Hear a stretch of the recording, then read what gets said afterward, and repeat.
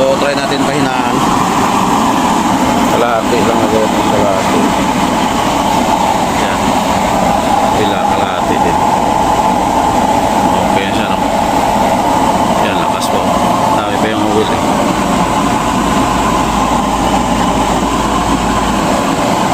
So magandang araw po. So ngayon po mayroon tayong iti-test fire, no? Ito yung nagawa natin na double burner at itong 6.5. Itong 6.5 natin na design ay labas-pasok design ito. Yan. Pulpot tusok. Labas-pasok design. So ito yung tangke niya. So ito naman yung double burner. So ito yung nozzle niya. Yan. So LPG mode design.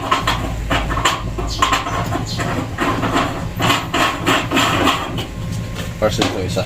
So ito yung tangke niya. So test fire natin. Papuyin ko muna para makita natin yung apoy niya kung wala na siyang problema.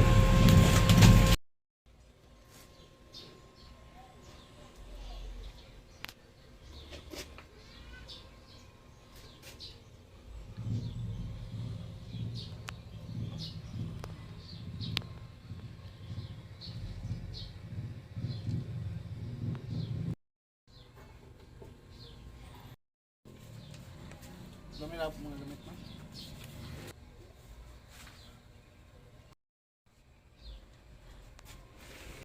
Okay, sindihan na po natin. So nalagyan na po natin siya ng krudo at papel. So sindihan na po natin siya. Ayan. Ito naman sa ila. Ila.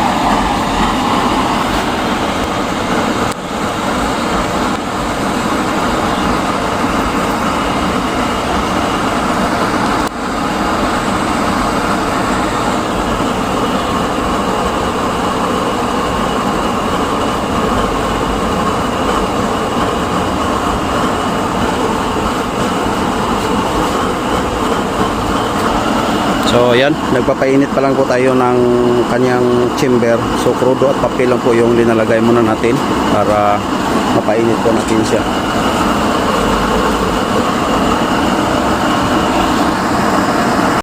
So ito na po yung apoy niya, ang double burner natin.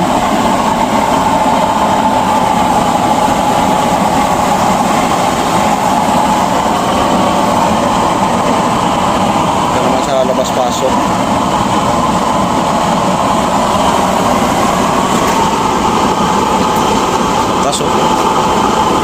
So try natin pahinaan. Kalahati lang agad ng kalahati. Yan. Bila kalahati din. Okay siya, no? Yan, lakas po. Dami pa yung wheel eh.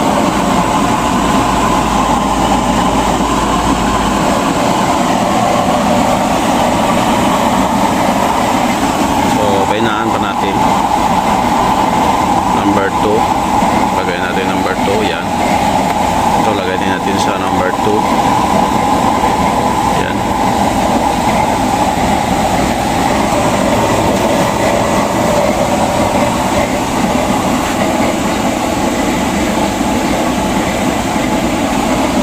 Ganda.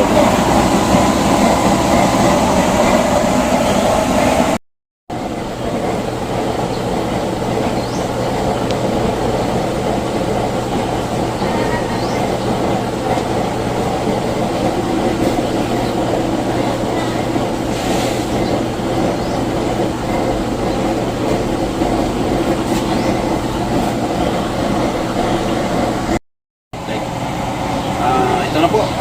So, na-expire na po natin. So, ayos na yung apoy niya. May problema lang tayo konti dito sa tangke niya.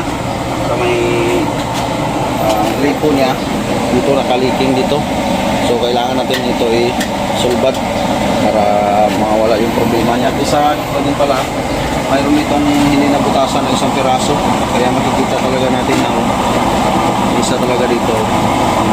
So bubutasan natin yan pag malamig na siya. So far okay naman yung apoy niya. Ito yung sa labas pasok siya. Okay naman, ano, makita natin ito.